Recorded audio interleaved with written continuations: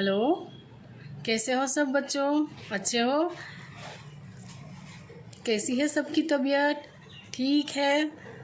क्या कर रहे हो सब? ठीक है ना सब? मैं आज आपको लेसन नंबर 1 स्टैंडर्ड थर्ड, आज मैं आपको स्टैंडर्ड थर्ड लेसन नंबर 1 कराऊंगी। लेसन नंबर 1 कराऊंगी आपके। लेसन नंबर 1 क्या है? मौखिक गतिविधियाँ। क्या है? मौखिक गतिविधियाँ। दिखाई दे रहा है सबको? लेसन नंबर 1 दिखाई दे रहा है सबको? मौखिक गतिविधियाँ, ये सारे चित्र दिए गए हैं। ये सारे चित्र में जैसे को तैसा उनकी कहानी बताई गई है। क्या बताई गई है? जैसे को तैसा। ये 1, 2, 3, 4, 5 एंड 6 पार्ट में पूरी कहानी बताई गई है। 6 पार्ट में पूरी कहानी बताई गई है। कहानी में कौवा है, सांप है, और सांप कहाँ रहता था, कौवा ने उनके साथ कैसा व्यवहार किया, सारा बताया गया है। तो मैं आप आज कौवे की स्टोरी जैसे को तैसा बताऊंगी। ओके, 1 नंबर में है कौवा। अब मैं आपको 1, 2, 3, 4, 5 ऐसा कुछ नहीं बोलूँगी, सिर्फ स्टोरी बताऊंगी। ओके, स्टोरी में क्या है? एक जंगल था, जंगल में कौवा रहता था। कौवा का जोड़ा बहुत ही खुश था। कौवी ने उसमें अंडे दिए, लेकिन जहाँ कौवा रहता था उसी के नीचे बिल में एक सांप भी रहता था। कौन रहता था? सांप। कहाँ रहता था? यहाँ, मतलब ये जो झाड़ है, ये जो पेड़ है, उसी के बिल में वहाँ पर सांप रहता था। कौवा बहुत खुश था अंडों को देख के, दोनों भी बहुत खुश थे। एक दिन क्या हुआ कि कौवा और कौवी, मतलब कौवा का जोड़ा खाना लेने बाहर गए। जैसे ही खाना लेने बाहर गई, सांप उनको देख रहा था और वो मौका ही देख रहा था कि ये दोनों कब बाहर जाए और मैं ऊपर जाके सारे अंडे खा लूँ, ऊपर जाके सारे अंडे खा लूँ। कौवा का जोड़ा बाहर खाने लेने गया। तुरंत सांप ऊपर आया। ऊपर आने के बाद सारे अंडे खा लिए, और खाते टाइम उसने देखा कि कौवा का जोड़ा आ रहा है, कौवा का जोड़ा आ रहा है, और आते देख जल्दी जल्दी उसने सारे अंडे खा लिए और अपने बिल में चला गया। फिर कौवा का जोड़ा यानी दोनों ने देखा कि अंडे खा गए। कौवी भी रोने लगी और कौवा बहुत गुस्से हुआ। पहले तो दोनों बहुत दुखी हुए, फिर गुस्से हुआ कि मैं सांप को मजा चखा कर ही रहूँगा, मैं सांप को छोड़ूंगा नहीं। एक दिन क्या हुआ, कौवा ऐसे ही जा रहा था, वहाँ देखा उसने नदी के किनारे रानी नहाने गई अपने सैनिकों के साथ। नदी के किनारे रानी नहाने गई अपने सैनिकों के साथ, और कौवा ने देखा कि रानी ने सारे अपने जेवरात है वो रख दिए। कहाँ रखे? नदिया के किनारे रख दिए। उसमें से कौवे ने एक माला निकाली और निकाल के लेके उड़ने लगा। रानी ने भी देखा कि कौवा तो माला लेके जा रहा है। उसने बोला पकड़ो पकड़ो। सैनिक कौवे के पीछे दौड़ रहे हैं, लेकिन कौवा थोड़े ना हाथ में आता है, वो तो अपने ऐसे ही उड़ने लगा। उड़ने के बाद वो कहाँ गया? जहाँ सांप रहता था, और सांप के बिल के पास उसने माला डाल दी। सैनिक भी उनके पीछे आए, और जहाँ सांप रहता था उसने देखा कि वहीं पर माला भी पड़ी हुई है। सैनिकों ने तुरंत माला उठा ली और सांप को पकड़ लिया। सांप को पकड़ने के बाद उस सांप के बक्से में डाल दिया, और सांप को क्या किया? सांप को सपेरे को दे दिया। तब कौवा का बदला पूरा हुआ, क्योंकि सांप ने क्या किया था? कौवे के अंडे खा लिए थे। उनकी वजह से कौवा भी उसको मजा चखाना चाहता था, तो ये उसने उपाय सोचा और सांप को अपने घर से ही निकाल दिया। मतलब कहने का तात्पर्य ये है कि हम जिसके साथ जैसा करते हैं वैसा व्यवहार हमारे साथ होता है। वैसा व्यवहार हमारे ही साथ होता है। अब अगर हम किसी के साथ अच्छा व्यवहार करेंगे तो हमारे साथ अच्छा होगा, और हम किसी के साथ बुरा व्यवहार करेंगे तो हमारे साथ बुरा होगा। मतलब जैसे को तैसा, जो जैसा करेगा वो वैसा पाया। सांप ने जैसा किया वैसा ही कौवा ने उसके साथ उनके जैसा ही किया। मतलब जैसा सांप ने किया वैसा कौवे ने किया। ओके, उसके बाद मैं आपको बताऊंगी उड़ने वाले पक्षी और न उड़ने वाले पक्षी। उड़ने वाले पक्षी और न उड़ने वाले पक्षी। उड़ने वाले पक्षी ये है और न उड़ने वाले पक्षी। पक्षी अपने भारी वजन के कारण नहीं उड़ पाते, और काफ़ी पक्षी ऐसे हैं जो अपने हल्के वजन की वजह से वो उड़ सकते हैं। बच्चों, उड़ने वाले पक्षी न उड़ने वाले पक्षी के बारे में आज आपको बताऊंगी। उन्हें ये भी बता रही हूँ आपको कि जब वज़न में अधिक होता है वो नहीं उड़ पाते, इसलिए, और वज़न में जो हल्के होते हैं वो पक्षी उड़ सकते हैं। अब वज़न में हल्के पक्षी कौन कौन से हैं? कबूतर, चील, तोता, चिड़िया, कौवा। ये सारे पक्षी कैसे हैं? वज़न में हल्के हैं, इसलिए वो अपने पैर से उड़ सकते हैं। लेकिन नीचे जो है ये पक्षी क्या है? अपनी वज़न की वजह से वो भारी है। भारी वज़न के कारण वो नहीं उड़ पाते। भारी वज़न के कारण वो उड़ ही नहीं सकते। हाँ, थोड़ा उड़ते हैं, जंप लगाते हैं, लेकिन इतना नहीं उड़ सकते।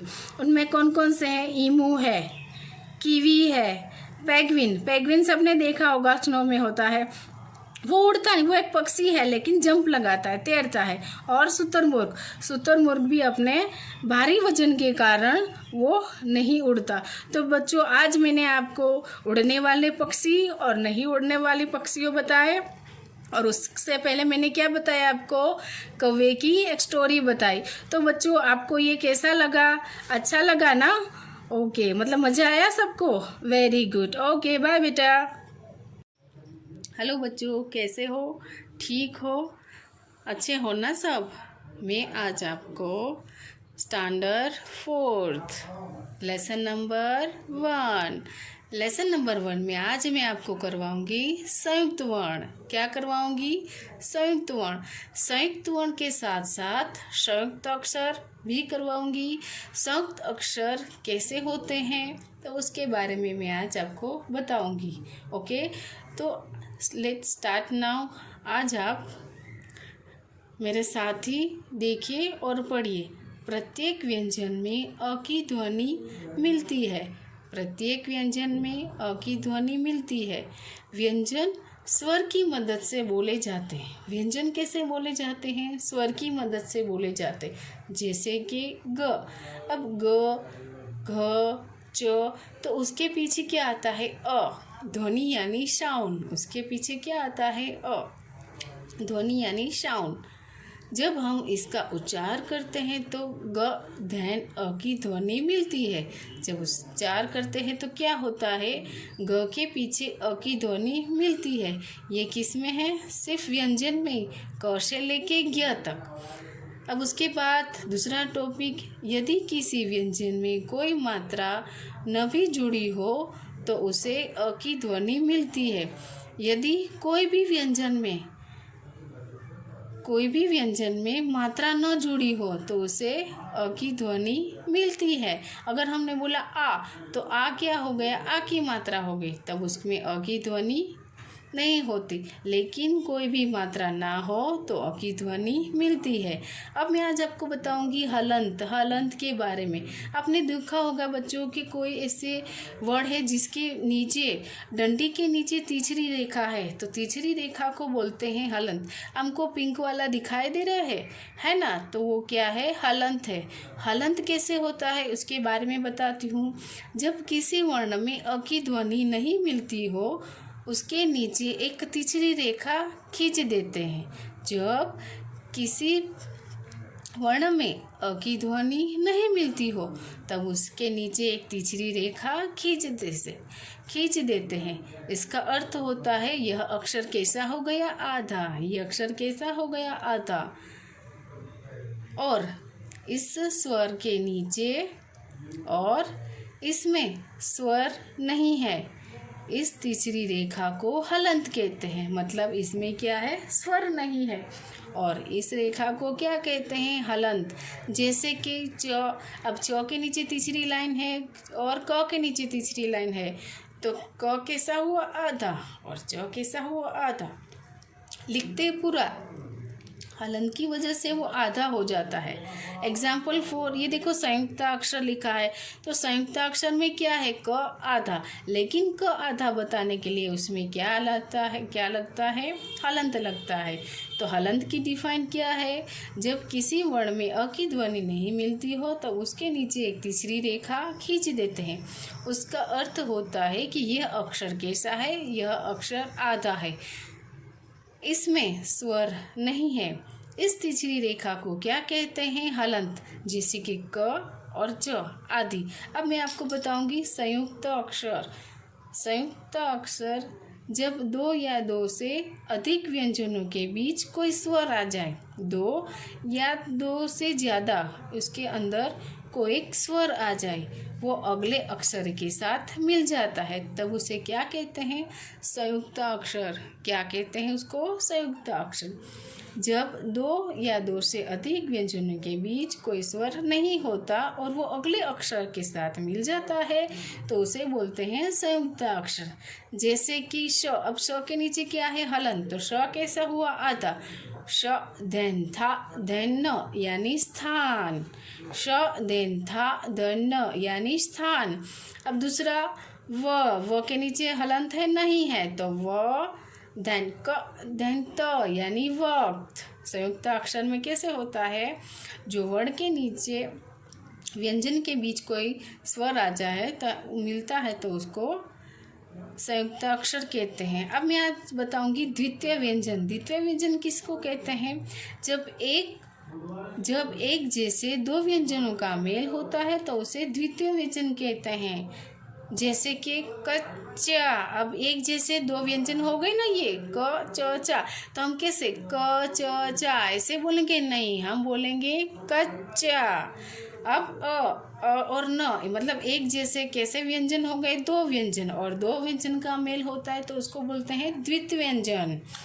चम्मच, बल्ला आदि, कोई भी वर्ड है उसके नीचे अगर, जैसे कि हम बोलते हैं अन्न, उल्लू, उल्लू में ल और ल दोनों साथ में होता है ना, जैसे बल्ला, बल्ला में ल और ल, यानी ये कैसा व्यंजन है, द्वितीय व्यंजन, एक जैसे दो व्यंजनों का मेल। अब संयुक्त अक्षर कौन कौन से हैं, क्ष, त्र, ज्ञ और स्र, ये क्या है, संयुक्त अक्षर। इसके अंदर भी 3 अक्षर है। श के अंदर है क, क्ष, अ, त्र के अंदर है त, र, अ, त्र, ज्ञ के अंदर है ज्ञ, ज्ञ के अंदर है ज्ञ, अ, झ, ज्ञ, अ, मतलब ज्ञ। स्र के अंदर क्या है, स्र के अंदर स्र, देखो क्ष, र, अ, स्र, ये सारे कौन से वर्ण हैं, संयुक्त वर्ण। तो बच्चों आपको कैसा लगा, अच्छा लगा ना, थोड़ा आपको हार्ड लगेगा, लेकिन पढ़ोगे समझ में आ जाएगा। ओके, और कोई प्रॉब्लम हो तो मुझे बताना। ओके, कैसे हो बच्चे, बाय।